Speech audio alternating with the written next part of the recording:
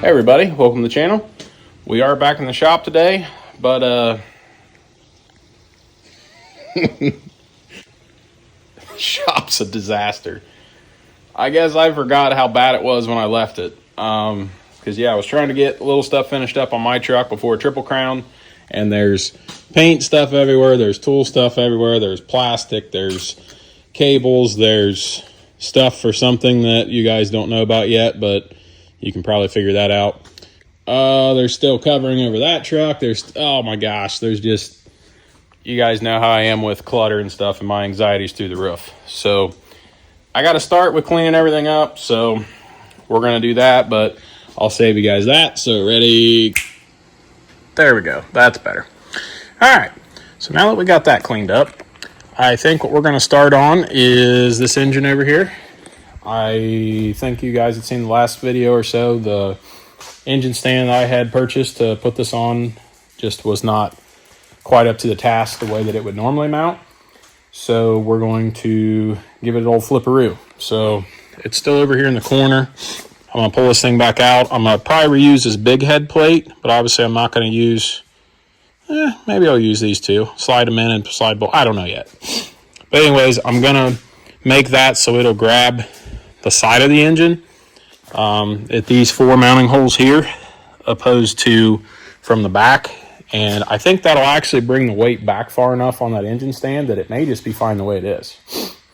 And I did a little looking, and there is a lot of engine stands that they use that just grab those 4 bolts on the one side.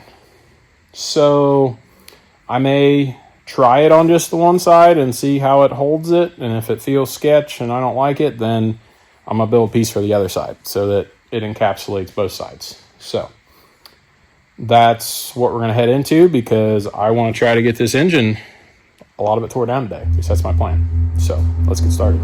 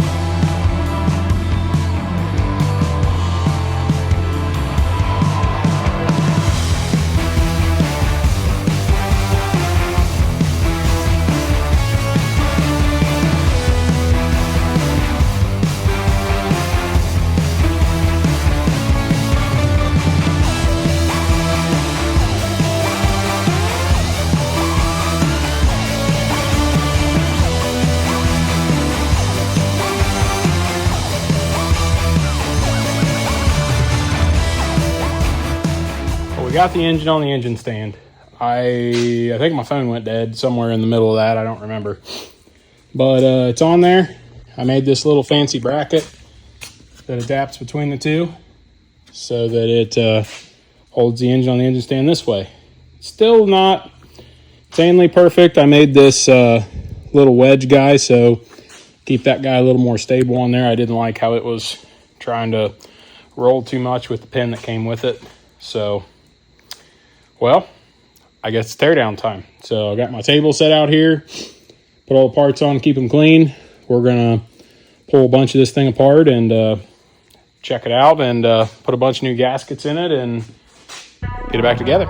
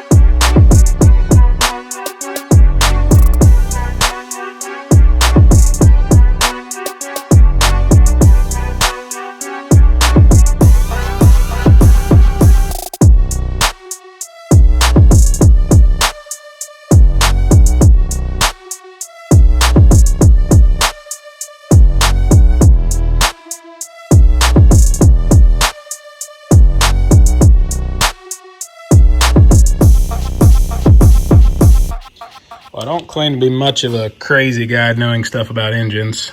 I know plenty, but in my opinion, there's not much crosshatch left in that, and the rings don't seem to be cleaning the wall like they should be.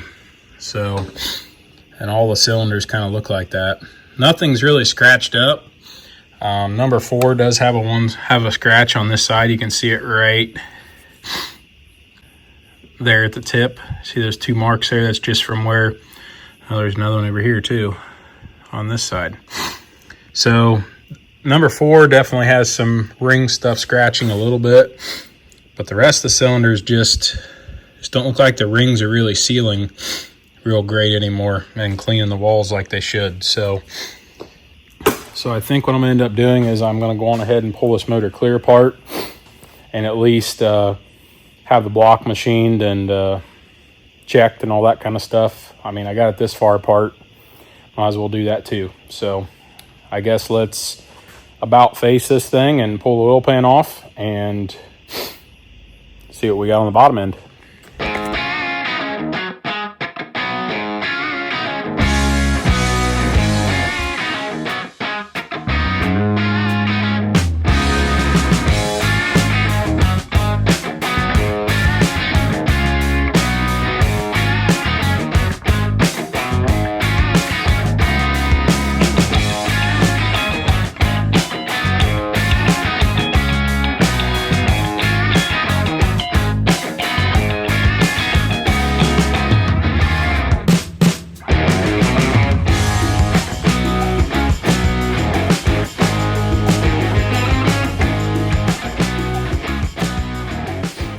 Well, upon further inspection, this is what we've got. I pulled off a couple main caps and a couple rod caps, and bearings look okay in it. But after looking at the cylinders and stuff and seeking some info from some people that I trust, they said it needs to come down the rest of the way and have, obviously the cylinders done, which I had seen and thought already. And if we're going to do that, then it's going to need new pistons, new rings, new everything, and have the block checked and everything done on it. So you're into a complete rebuild at this point. So, and to add the power to it that he wants to, so this thing will get out of its own way and not just be a stock 12 valve. The money he's going to have in it, we are probably approaching or in the talking about range of just common rail swapping it. So that is kind of the direction that I've been getting the green light from the owner to do. So I think that's probably what's going to happen.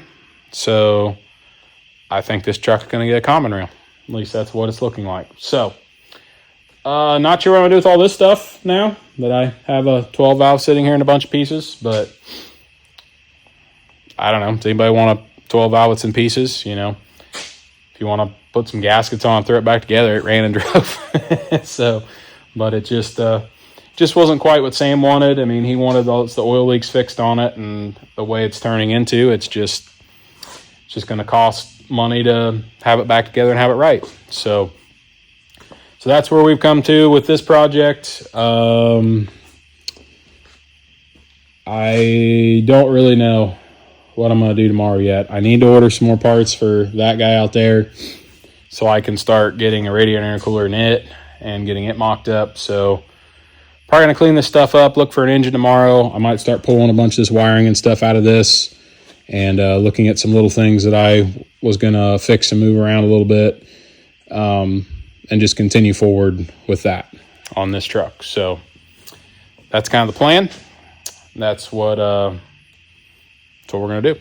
So that's it for tonight. Time to go inside, and we'll hit it again tomorrow. Another day out here in the shop. This truck is staying still at the moment. We're looking for a common rail motor for it. That's the plan. I don't know if we're going to go 6.7 or 5.9 yet. Potentially a 6.7, which would be kind of cool. So, and we could still use the same transmission with a different bell housing. So, yeah, that's kind of the direction we're looking at. Waiting on a few details from it to come back so I can figure out if that's the route we're going to go or not. But we're pausing on this truck for the moment, and we're coming back over here. So I've done a little bit of looking and playing off camera just to see if I can figure this out a little better of how to get this stuff to fit in here. So I did discover that if you pull these engine mounts off back here, you can move it forward, which shoves the engine back. But the only problem is on this side now that takes up room for the computer and yeah. But anyways, I was just kind of playing. But this side, it actually is fine. This side could stay just the way it is, and look at all the room we have now. But that also means that, yes, the engine went back. So now the transmission cross member will not work. So that would have to be remade, and we're obviously in the cab further now. So still want to try to not have to move the engine, but at the end of the day, the cab is going to be where it's going to be as far as where it's going to mount, where it's going to sit. The engine isn't really going to change that except for maybe a little bit of the height, just so it would clear in that area. But I've also gotten to a point I can only let those down so far because of there's a, I don't know what you call it. It's the mechanism that runs the wipers. It's this circle guy right there. And that spins. So you can't cut any higher up into there than the bottom of that, or the thing can't spin. So I can take a little bit more out, which I'm going to, just allow me to get a little bit further down, because the truck doesn't sit bad, but it needs to sit a little bit lower than that, even if it's just an inch or two. That would make it look a lot better. So what I've decided today is quit stressing about the radiator intercooler stuff at this exact moment and the engine placement.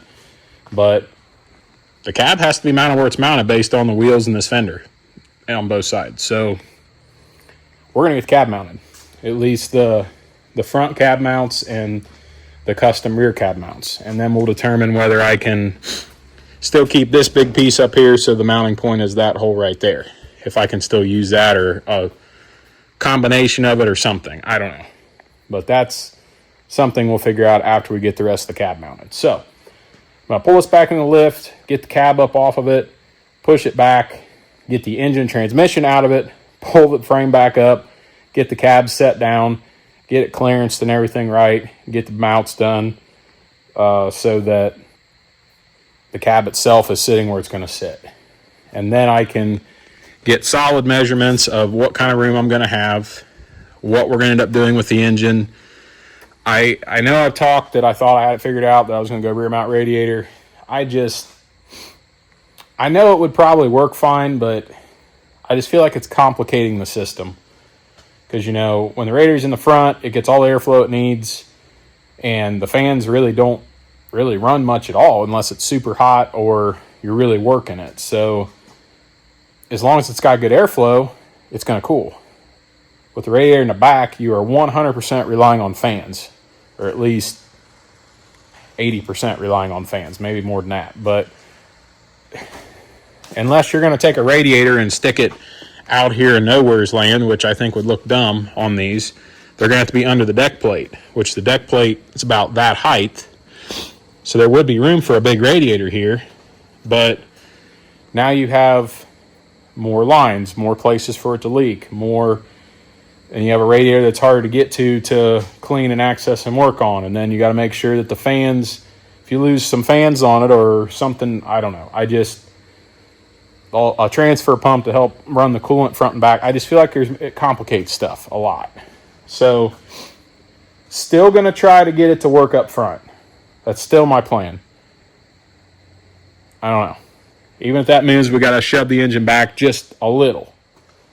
Maybe just a little. I've even thought that maybe it'd be worth making my own engine mounts using the rubber mount that's there already and remaking this piece that mounts to the engine that would just shift it back 2 inches, you know, maybe just a tiny bit. And then I could modify the rear cross member a little and not have to cut all that stuff out and redo it completely. But if I could get the engine mounts figured out to where I could have somebody just cut them out on a plasma table for me, once I had the first set made, then it's just print, weld it together, you're done. So those wouldn't be that bad. So that's kind of what I'm thinking about at the moment. But instead of stressing myself out and thinking about it in 50 different ways, let's get the cab mounted. So enough talking. Let's get the cab off of this, get the engine out, cab back on, let's burn some welds in, get this cab mounted.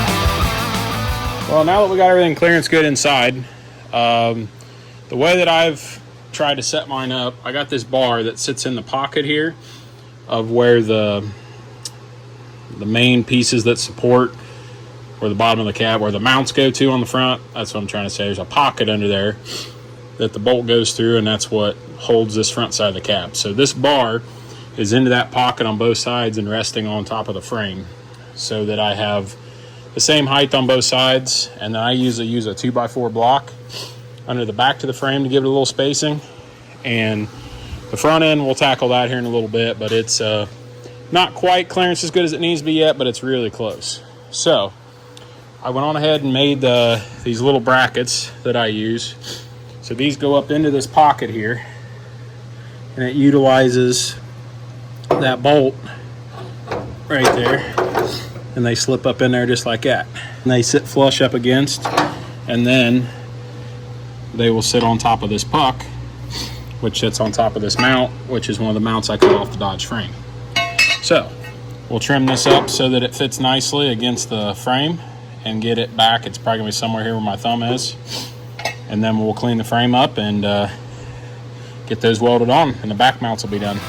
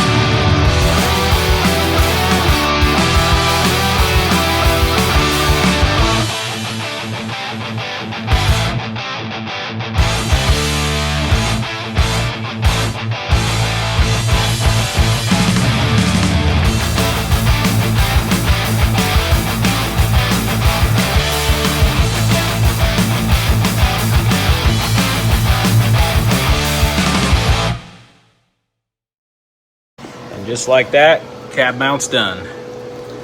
I don't claim to be no professional welder, but I think those look pretty good. I don't think they're gonna come off by any means. So got the back ones done on both sides. They're all burnt in real nice. And the front ones are done on both sides. So I'm gonna set this cab back down on the frame, and we're gonna see how this front looks, and make sure we're clearance good there. And as long as all that looks good, I'm gonna put that thing back in here and see what kind of clearances we got on everything.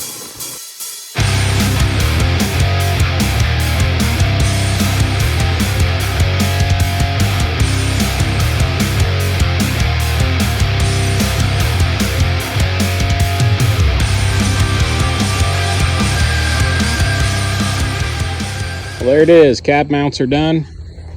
I'm happy to get it outside because it's so hard to really tell what you're doing inside with standing back and looking at it. So when you get it outside, you can really stand back and see that the wheel's centered, and you know, just see how the cab looks and how it's sitting on the frame. And yeah, so pretty happy with how that turned out. So I still have to make something up front here, front of this centerpiece.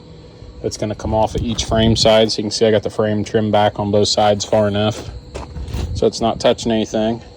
But I think now I need to put the engine back in it and see what kind of clearances we have on everything, and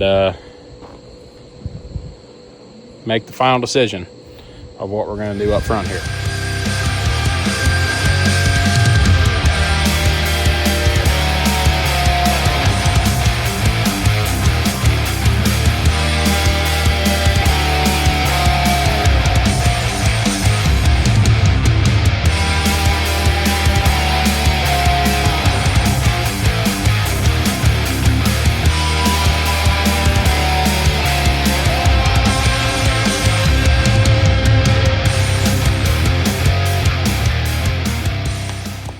So we got the engine back in this thing, and unfortunately it's not got the rim I hoped. So with the grill in here, if I can get it in here,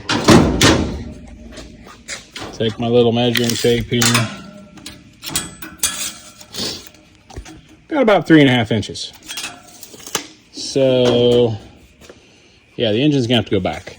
There's just no way around it. So, I don't really want to do a rear mount radiator. I've done some thinking on it, and I just don't think it's going to be a good idea. Complicate stuff too much. So, I do have a radiator intercooler setup that I've been looking at. It is rather expensive, but it would fit in this surround perfectly. But it's all custom made, and because it's all custom made, it costs money. So, we will see. But the cab is mounted, so that's where it's got to be. So, the engine's got to go back. So, tomorrow's project, we'll figure out how far we're going to move it. So after talking to the owner of this truck, we've determined to go with that high dollar engine or intercooler and radiator setup. It's just would be so clean, so nice, a lot less fab time and fab work to do it. And the engine still is going to have to move because, yes, we only have 3.5 inches. And that whole system with the fan shroud and everything is 7.83 is what the schematics say. So I need 8.5 inches probably. So this is going to have to go back 5. So I have some ideas of how I'm going to do this. I think I showed you earlier about the engine mounts that will move to a different location that will actually move the engine back. And those actually move at 5 inches. This driver's side, obviously, I don't think I can make it work because the computer has to mount in this area, or the PCM. And I don't want to have to redo the wiring on that, and that's just not worth it. So I'll probably end up making a custom mount for this side. And then on the passenger side over here, this mount will move from back there to up here, and it doesn't affect anything. So I will probably move this mount and remake a mount from over here that will use this same isolator down here that unbolts from this setup. And then I'll just make a new setup that will offset this forward so that, you know, we can have our space we need up front here to make everything fit.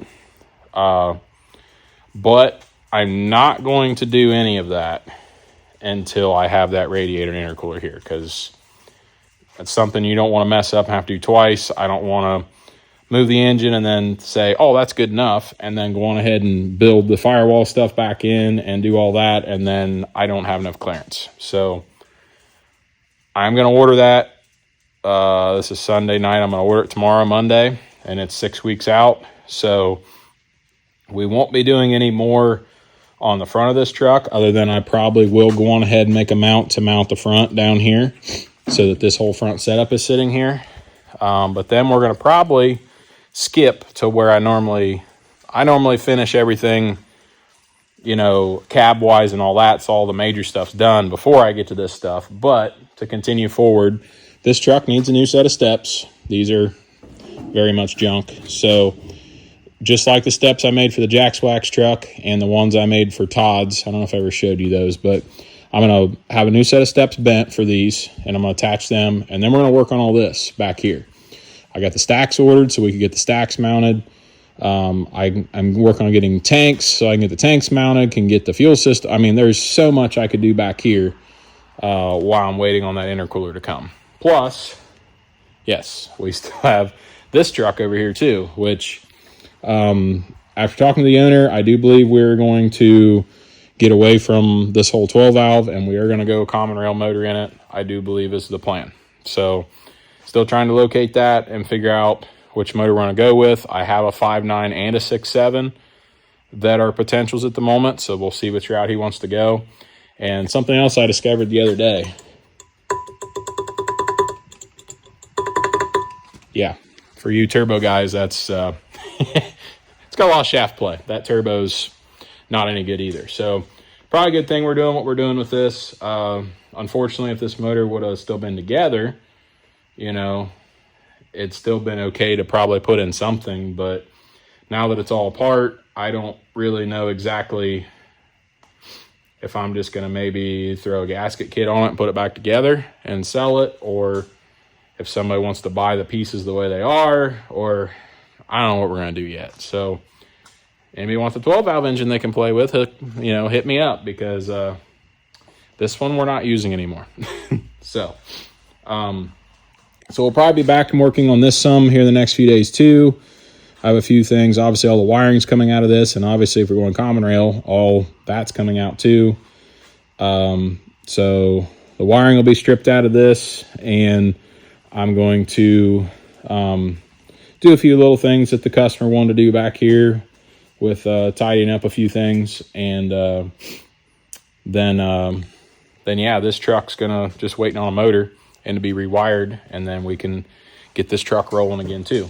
So I did end up with some more shop stuff. The same older gentleman that I got my lift from, the family reached out again for some more stuff, and I got it's a 30-ton press and a transmission jack. So just keep adding some new stuff to the shop. I did price out a plasma table the other day, and I'd love to have it, but I'm too poor for that at the moment. But hopefully soon to come, plasma table.